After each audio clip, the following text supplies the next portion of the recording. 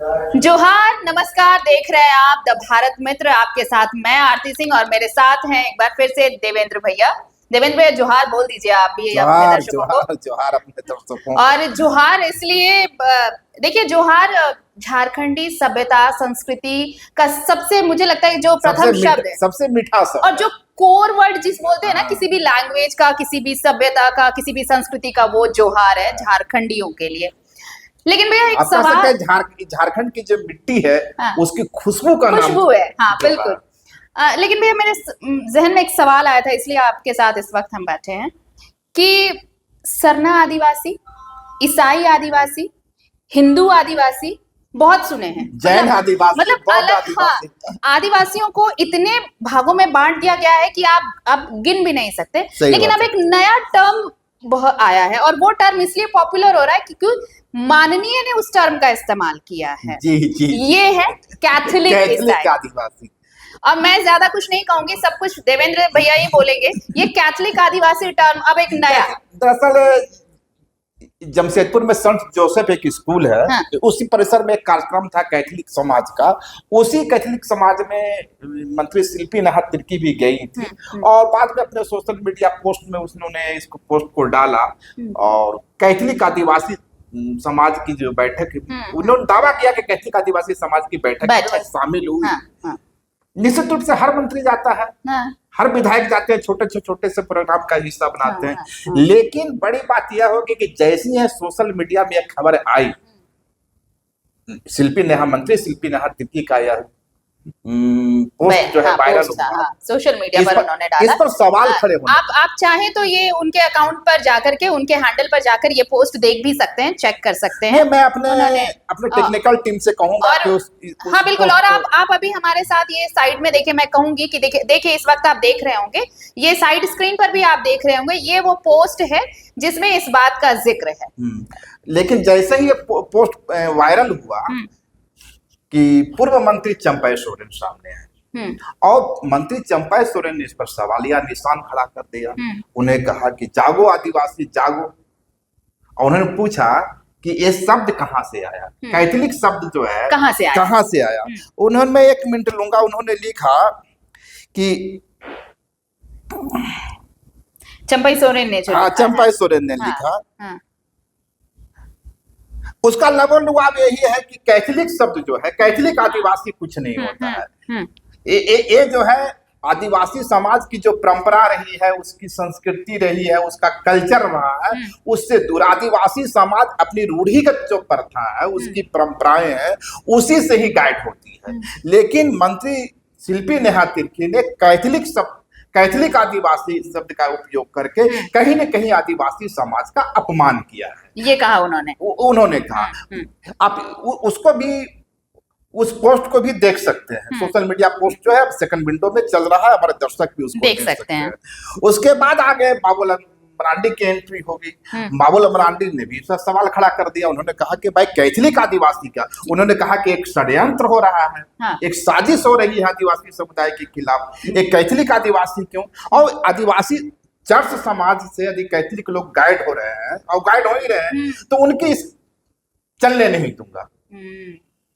तो ये बात हुई। मतलब सीधे सीधे ये कि भाई आप अगर या तो आप क्रिश्चियन हैं, या तो आप आदिवासी, अगर आप उसमें उसको मिक्स कर रहे हैं, तो ये ऐसा होने नहीं दिया। ये उनका शब्द था। लेकिन बाबूलाल मरांडी लिखते हैं कि ईसाई धर्म में मतांतरण कर चुके कुछ कैथोलिक आदिवासी जैसे भ्रामक शब्दों का इस्तेमाल कर आदिवासी समाज को गुमराह करने की साजिश रच रहे हैं, है ना। पैसे और राजनीतिक स्वार्थ के लालच में मतांतरण कर ईसाई बन चुके ये लोग सिर्फ आरक्षण का अनुचित लाभ उठाने के लिए खुद को आदिवासी बता रहे हैं। साफ हो गया। बाबूलाल मरांडी से लेकर चंपई सोरेन तक का मानना यह है कि कैथोलिक लोग जो अपने को आदिवासी बता रहे हैं, सिर्फ इसलिए बता रहे हैं कि वो आरक्षण का लाभ ले सके। इस मामले में एक चीज और देखने की बात है जी आरती, कि हाल में सुप्रीम कोर्ट का एक जजमेंट आया है। उस जजमेंट में कहा गया है कि जो लोग भी आदिवासी समुदाय को छोड़कर, अपनी रूढ़िवादी परंपरा को छोड़ करके दूसरे धर्म में जा रहे हैं, दूसरे धर्म को अंगीकार कर रहे हैं, उनको आरक्षण का लाभ नहीं मिलना चाहिए। अब भाजपा इसे मुद्दा बना रही है। लेकिन एक दूसरी तस्वीर हम आपको दिखलाना चाहते हैं। यह तस्वीर है सनातन संस्कृति जागरण मंच। अच्छा देखिए, यही जो देवेंद्र भैया ये चीज जो बताने जा रहे हैं, ये इसका दूसरा पहलू आप देखने जा रहे हैं। अब आप इस स्क्रीन पर आप दो तस्वीरें देख रहे होंगे। एक आप शिल्पी नेहा तिर्की का पोस्ट आप देखिए, जहां पर वो ये कह रही है कि कैथोलिक आदिवासियों का ये जो अभिनंदन था, सम्मान था, वो उन्होंने कहा। वो पूरी पोस्ट आप देख सकते हैं, पढ़ सकते हैं। शिल्पी नेहा तिर्की कह रही हैं कि नई पीढ़ी के लिए आदिवासी परंपरा और संस्कृति की जानकारी के साथ लगाव जरूरी है। देश में आदिवासी समाज वीरता और सामूहिकता का प्रतीक है। आदिवासी समाज को वनवासी की संज्ञा देकर उनके अस्तित्व को धूमिल करने की एक साजिश रची जा रही है। बहुत सारी बातें हैं और लिखा है उन्होंने। लेकिन अब दूसरी तस्वीर को पैरेलल जो आपके स्क्रीन पर है, वो संजय सेठ की तस्वीर है, जो ये कहा जा रहा है कि सनातन संस्कृति जागरण महोत्सव। यहाँ पर क्या है भैया, देखिए बस एक चीज मैं कह रही हूँ। एक तरफ कैथोलिक आदिवासी, दूसरी तरफ हिंदू आदिवासी। ये फर्क क्यों है? क्या फर्क है वाकई, या फिर सिर्फ नाम का हेरफेर है? नहीं, फर्क अपने चश्मे का। हाँ। ये जो चश्मा है ना, ये आदमी को अलग नजरिया अलग अलग कर देता है। जिसका जैसा पावर वैसी चीजें। हाँ। शिल्पी नेहा तिर्की उस सोसाइटी को एक अलग चश्मे से देख रही है। उनका मानना है कि आदिवासी मतलब आदिवासी, और पर एक टर्म जोड़ती है कैथोलिक, क्योंकि कैथोलिक लोग की सभा में गई थी, वो भी आदिवासी कृष्ण समुदाय से आती हैं, तो वो नहीं माने थे कि इसका इतना बड़ा इस पे कोई इतना ज्यादा डिबेट खड़ा हो जाएगा। लेकिन एक बात याद कीजिएगा कि उसी लाइन में शिल्पी नेहा तिर्की ये दावा करती है कि कुछ लोग सरना संस्कृति को खत्म करने की कोशिश कर रहे हैं और सरना को हिंदू बता रहे हैं। पर सवाल यही से खड़ा होता है ना कि सरना को हिंदू बताना अधिक गलत है।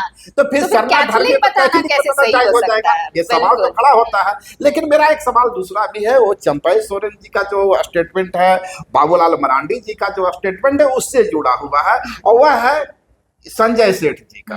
आप देख सकते हैं विजुअल में संजय सेठ, वो सरना सनातन संस्कृति जागरण मंच नहीं सनातन संस्कृति जागरण महोत्सव का प्रोग्राम है, और वे मुंडा समाज के करीबन 100 लोगों का चरण धो रहे हैं। चरण धोने में कोई बुराई नहीं है। बुराई इसमें है कि आदिवासियों को हिंदू बताया जाए। जिस तरह आदिवासी को कैथोलिक बताना गलत है, उसी तरह से आदिवासी को हिंदू बताना भी गलत है। आदिवासियों की अपनी परंपरा रही है। बिल्कुल। और देखिए ये परंपरा अलग कैसे है, क्योंकि वो मतलब देखिए उनके अस्तित्व के लिए तो वही वो लड़ाई है ना, कि आप हमें ना हिंदू बताइए, ना मुस्लिम बताइए, ना आदिवासी बताइए, ना सिख बताइए, हमें हमारा सरना धर्म दीजिए, हमें हमारा कोड दे दीजिए। हम सरना धर्मावलंबी हैं, ना हम हिंदू हैं ना ईसाई हैं।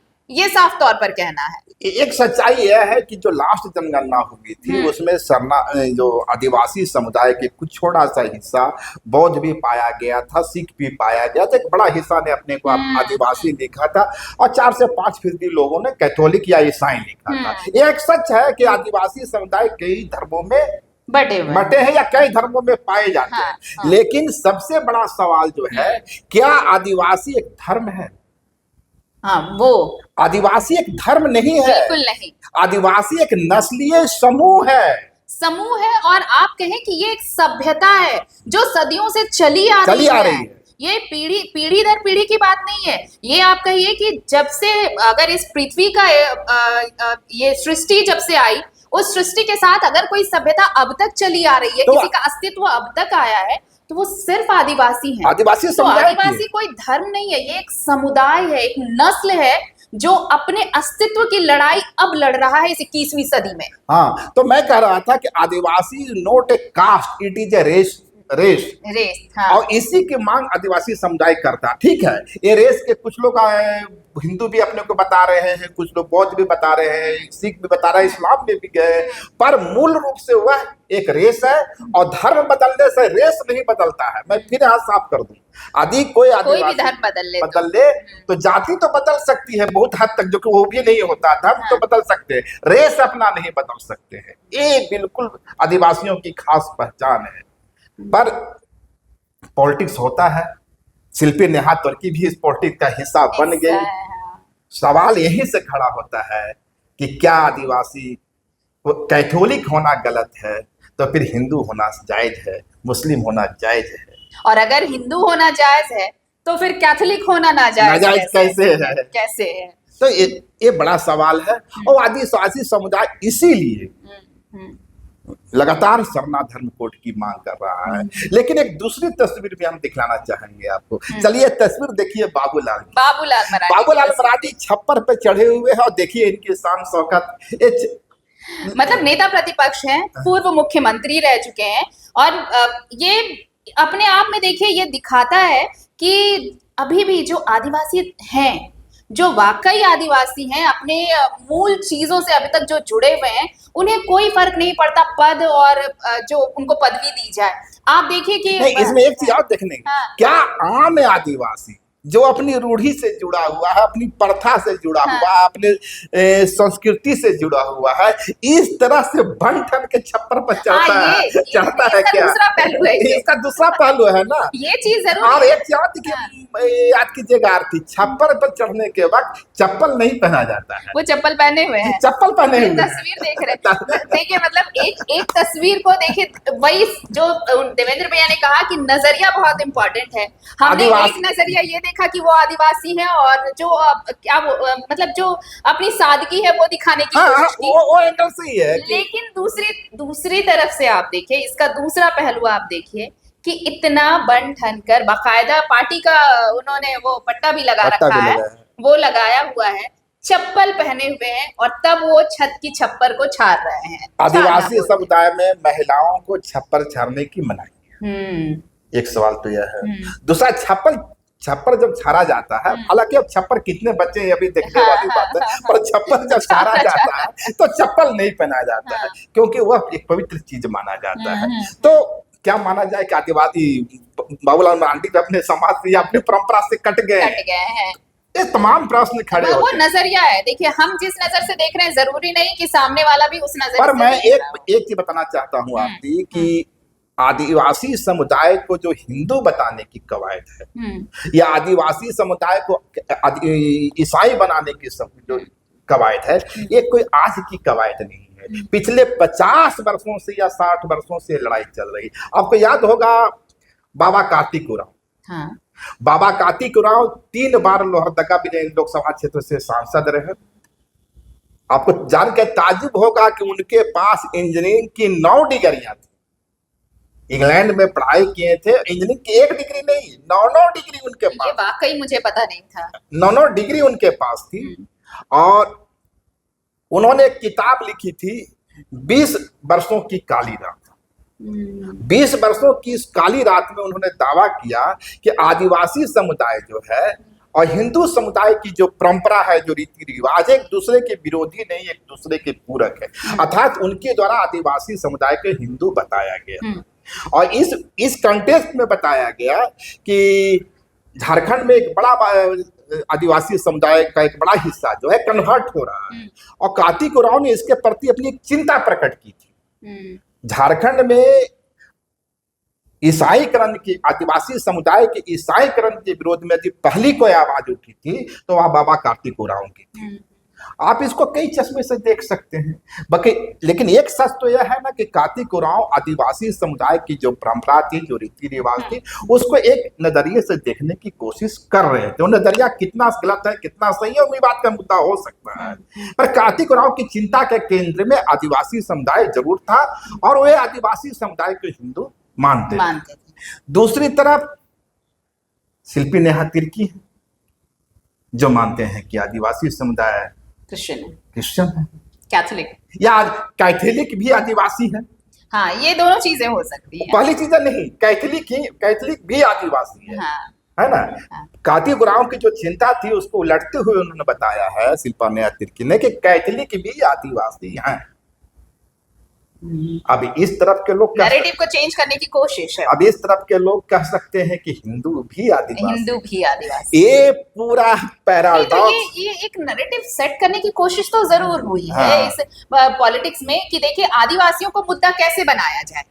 आप आदिवासियों के अस्तित्व की बात नहीं करते, जो वो धीरे धीरे खोती जा रही है। माने आप कह सकते हैं कि आदिवासी समुदाय झारखंड का वो मुलायम चारा है जिस पर सभी धर्मों की नजर लगी, और आदिवासी समुदाय की छटपटाहट यह है कि उसे सरना धर्म कोड दे दो, उसे सारे धर्मों से मुक्त कर दो, वो उसकी अपनी पहचान है। सवाल यह है कि आदिवासी समुदाय को यह सरना धर्म कोड कब मिलेगा, और यदि सरना धर्म कोड मिलता है तो इसका दूसरे धर्मों पर क्या प्रभाव देखने को? हाँ, मैं आखिर में बस एक सवाल मैं जरूर भैया आपसे करूंगी कि अगर सरना धर्म कोड उन्हें मिल भी जाता है तो ये जो अब अलग अलग स्पेसिफाइड किए गए हैं, कैथोलिक आदिवासी, हिंदू आदिवासी, जैन आदिवासी, ब्ला ब्ला बहुत सारे हैं, तो क्या धर्म कोड अगर मिल जाता है इन आदिवासियों को तो क्या वो वहां गौण हो जाएंगे, विलुप्त हो जाएंगे, या फिर उन्हें अलग से कोई? मुझे लगता है कि जैसे ही आदिवासी समुदाय के उनको सरना धर्म कोड मिल जाता है, उनकी पहचान मिल जाएगी। इसी पहचान के अभाव में वो कई आदिवासी अपने को हिंदू बता रहे हैं, कई ईसाई बता रहे हैं, कई कुछ बता रहे हैं, बौद्ध बता रहे हैं, पर एक बार यदि आदिवासी समुदाय को उसका सरना धर्म कोड मिल जाता है, आदिवासी समुदाय के सामाजिक और राजनीतिक जीवन के लिए एक बड़ी जीत होगी। हजारों वर्षों की जो उनकी एक सुसंगत और मजबूत परंपरा, सांस्कृतिक परंपरा है, उसे अक्षुण्ण रखने में इस सरना धर्म कोड से मदद मिलेगी। कुल मिलाकर यही है, देखिए कि जब आपकी अपनी पहचान नहीं होती है तो हर कोई आपकी पहचान खुद में मिलाने की कोशिश करता है, और यही हो रहा है आदिवासी समुदाय के साथ, आदिवासी समाज के साथ। कोई अपने हिस्से के लिए उसे कैथोलिक कहता है तो कोई उसे सरना कहता है, कोई उसे हिंदू कहता है तो कोई उसे जैन या बौद्ध कहता है, लेकिन असल में उसकी पहचान है क्या? और इसी पहचान की लड़ाई है सरना धर्म कोड। उम्मीद ये की जानी चाहिए कि जल्द से जल्द आदिवासियों को उनकी अपनी पहचान उन्हें मिले, ताकि ये जो राजनीति का एक अखाड़ा बना हुआ है, ये समुदाय, ये नस्ल, कम से कम इन बंधनों से इस समुदाय को मुक्ति मिल सके। जोहार, नमस्कार। अगर खबर पसंद आए तो आप QR स्कैन कर दें हमारा साथ। आपका एक छोटा आर्थिक सहयोग है हमारा बड़ा हौसला। द भारत मित्र, बुलंद भारत की बुलंद तस्वीर।